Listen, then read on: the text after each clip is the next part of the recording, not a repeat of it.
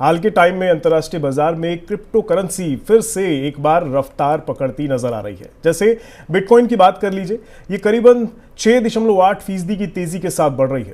Ethereum की बात कर लीजिए, इसमें भी 9% की तेजी देखने को मिल रही है और इसी तरह बाकी क्रिप्टो करेंसीज में भी तेजी देखने को मिल रही है।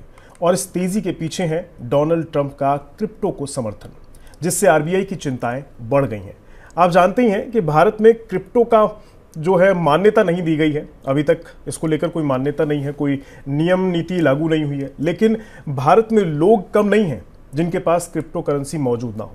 तो ऐसे में आरबीआई क्या नए कदम उठा रहा है या कोई नई नीति लाने पर विचार कर रहा है? चलिए समझते हैं इस मुद्दे को सर के जरिए। सर, मुद्दा अब आप समझ गए होंगे कि डोनाल्ड ट्रंप साहब ने अमेरिका में कुछ हलचल मचा दी है। वो वैसे आए दिन कुछ ना कुछ करते रहते हैं। अब क्रिप्टो करेंसी को लेकर वहाँ पर कुछ खबर आ रही है। एक तो सर सबसे पहले वो बता दीजिए कि आखिर वहाँ क्या क्रिप्टो करेंसी को लेकर अमेरिकी सरकार ने कुछ फैसले लिए हैं, तो क्या है वो, क्या हुआ है? नहीं, देखिए, एक तो अमेरिका में ये फैसला जब से ट्रंप एडमिनिस्ट्रेशन आया है तब से क्रिप्टो करेंसी को लेके, बिटकॉइन को लेके एक नीति जो है वहाँ पे वो बिल्कुल बदलती हुई दिखाई दे रही है। अब प्रो क्रिप्टो एक तरह से हम कहें गवर्नमेंट अमेरिका में है जो कि क्रिप्टो करेंसीज़ को सपोर्ट करती है। एक क्रिप्टो करेंसी का रिजर्व बनाने की अमेरिका ने बात कही है कि हम एक रिजर्व तैयार करेंगे क्रिप्टो करेंसी का, ट्रंप ने कहा है। और इसी तरह से ट्रंप की कई पॉलिसीज़ ऐसी हैं जो क्रिप्टो करेंसी को, बिटकॉइन को फेवर करती हैं, उनके लिए मुफीद साबित होती हैं।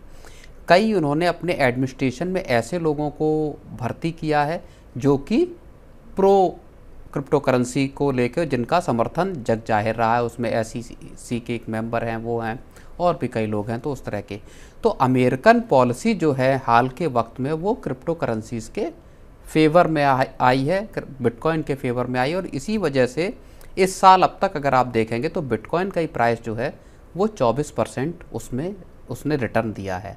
मार्केट्स के मुकाबले जाहिर तौर पे बहुत ज़्यादा रिटर्न है। और जो बिटकॉइन का दाम है वो $1,16,000 पे पहुंच गया है, लंबा चौड़ा उसमें इजाफा हुआ है। लेकिन इस पूरी कहानी के साथ भारत का एक बड़ा कनेक्शन है जो ये बताता है कि क्या अब भारत भी क्रिप्टो करेंसी की रास्ते पर लौटने वाला है। रोहित जी जी जी, मैं एक्चुअली यही अब समझना चाह रहा था, क्योंकि ऐसी खबरें आ रही हैं कि आरबीआई जो है इसको लेकर थोड़ा सतर्क हो गया है और कुछ नई नीतियों पर काम कर रहा है। तो क्या इसको लेकर कोई रूल रेगुलेशन आने की तैयारी पर विचार चल रहे हैं या फिर कुछ और जो आरबीआई की तरफ से कुछ सामने आया हो? हाँ, देखिए, अब समझते हैं कि भारत में आखिर क्या मसला है क्रिप्टो को लेके। आप याद कीजिए 2021-22 का दौर, उस टाइम क्रिप्टो करेंसी, बिटकॉइन, ये सारे अपने आप समझिए कि लगभग पीक पे थे। एक उसमें सबसे ज़्यादा बोलबाला जोर, भारत के लहजे से मैं बात कर रहा हूँ, ज़बरदस्त क्रेज इंडिया में भी दिखाई दे रहा था, दुनिया में भी दिखाई दे रहा था। और पूरी दुनिया उस वक्त इस बात को लेकर मगजमारी कर रही थी, ब्रेनस्टॉर्मिंग कर रही थी कि आखिर क्रिप्टो करेंसी पर किया क्या जाए जी। और फिर 2022 के आते आते क्रिप्टो करेंसी में एकदम तेज गिरावट भी हमने देखी, बुरी तरह से प्राइसेस टूटे और सारा कुछ ऐसा लगा कि सरकारों ने रूल सख्त किए, ये कहा कि नहीं, क्रिप्टो करेंसी को नहीं चलाया जाएगा। रेगुलेशन, साइबर फ्रॉड, बहुत सारे मामले उस दौरान आपको याद होगा आया। तब भी सरकार और आरबीआई के सामने एक मसला इस बात का था कि आखिर भारत में क्रिप्टो करेंसी का फ्यूचर क्या होगा, क्या सरकारें इसके लिए रेगुलेशन बनाएं या ना बनाएं। आपको याद होगा उसी दौर में सरकार ने क्रिप्टो करेंसी पे टैक्स लगाया जी। जो भी आपको गेन होगा, जो भी प्रॉफिट होगा क्रिप्टो करेंसी पे, उस पे आपको 30% का आपको टैक्स देना पड़ेगा। शेयरों में या बाकी एसेट क्लास में आपको इतने लंबे चौड़े टैक्स का कोई प्रावधान नहीं है। क्रिप्टो करेंसी पे सरकार ने उस वक्त 30% का टैक्स लगाया। वजह उसकी ये थी, या मकसद उसका ये था कि किसी भी तरह से लोग इससे पीछे हटें। अब उसमें दो बातें थी तब।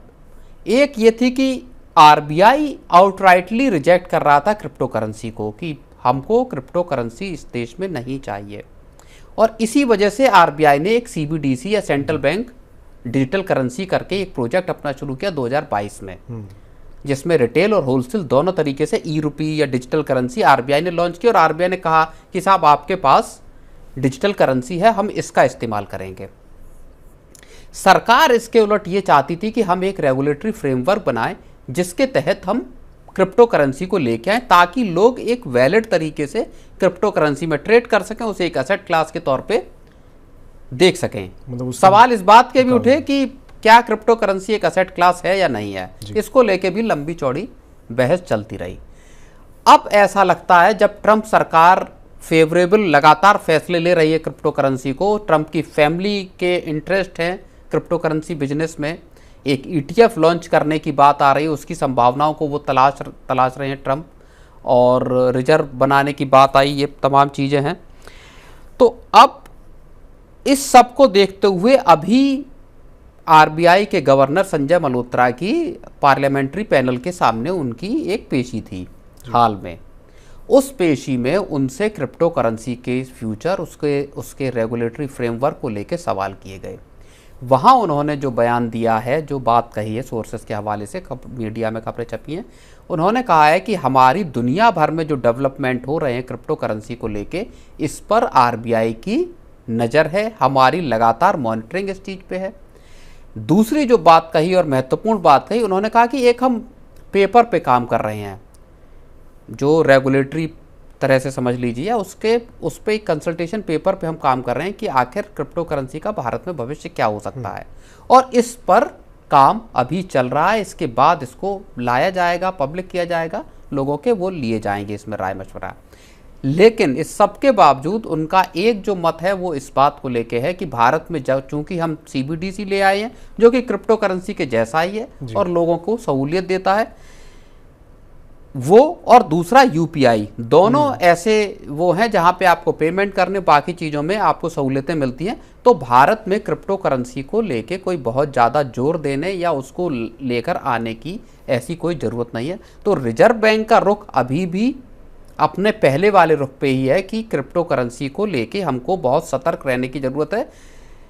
कई तरीके के फ्रॉड, और उस वक्त की अगर मैं बात करूं 2020, 21, 22 के अगर आप दौर की बात करेंगे तो साइबर फ्रॉड से लेकर टेररिस्ट फंडिंग तक के तमाम तरह के आरोप, एक्सटॉर्शन का जो पैसा है वो क्रिप्टो में लिया जाने लगा जी। उनका सोर्स पता नहीं कि कहाँ से वो जनरेट हो रहा है, कहाँ जा रहा है।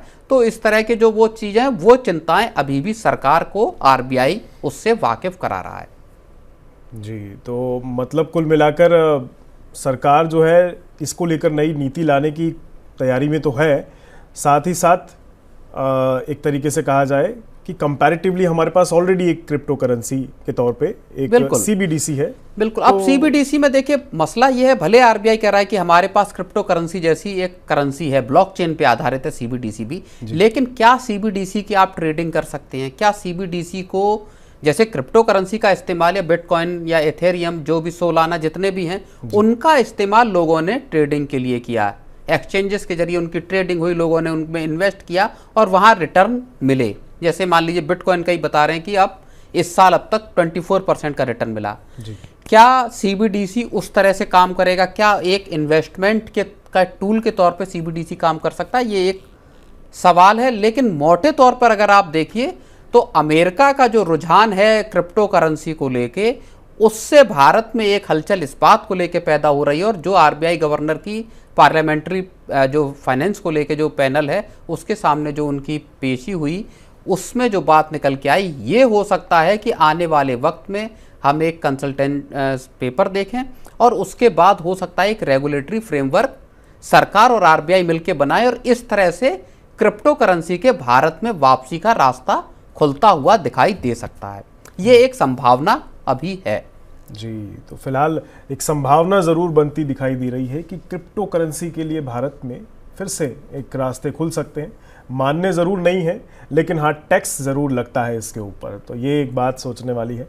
लेकिन हाँ, देश में RBI के हिसाब से, गवर्नर के हिसाब से उसकी ज़रूरत नहीं है, क्योंकि ऑलरेडी हमारे पास अब सरकार ने जो 30% का जो प्रॉफिट पे टैक्स लगाया, उसने लार्जली लोगों को इस पूरे धंधे से दूर कर दिया। जो लोग क्रिप्टो करेंसी में पैसा लगा रहे थे वो सभी तकरीबन इस पूरे बिजनेस से दूर हो गए। सरकार ने ये भी कहा कि जो फाइनेंशियल इंटेलिजेंस विंग है उसके साथ आपको जितने भी क्रिप्टो करेंसी के एक्सचेंज हैं जो भारत में ऑपरेट कर रहे हैं उनको खुद को वहाँ रजिस्टर कराना होगा। पूरे पैसे की आमदनी और उसका हिसाब किताब, पैसा आ कहाँ रहा है, पैसा जा कहाँ रहा है, उसका आपको पूरा हिसाब किताब देना होगा।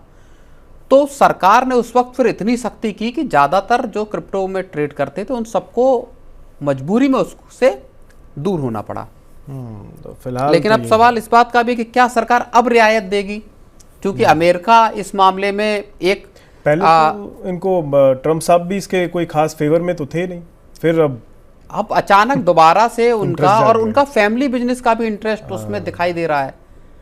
तो देखना ये होगा कि क्या दूसरे देश जैसे यूरोपियन कंट्रीज हैं वो भी क्रिप्टो करेंसी को लेके बहुत ज़्यादा फेवर में वहाँ भी नहीं रहे। दुनिया भर के सेंट्रल बैंकों की मुसीबत रही क्रिप्टो करेंसी पिछले 3-4 साल तक, और उसके बाद एक मामला ठंडा होता नजर आया। अभी फिर तूल पकड़, अब फिर एक बार से Money9 लाया है मेंबरशिप प्रोग्राम Money9 प्राइम। अब आपके दिमाग में कई सारे सवाल होंगे, मसलन आखिर क्या है ये Money9 प्राइम, आपके लिए यानी दर्शकों के लिए इसके क्या फायदे हैं, और एक बड़ा सवाल ये कि Money9 प्राइम से आखिर जुड़ना कैसे है। तो इसकी पूरी जानकारी हम आपको देने जा रहे हैं।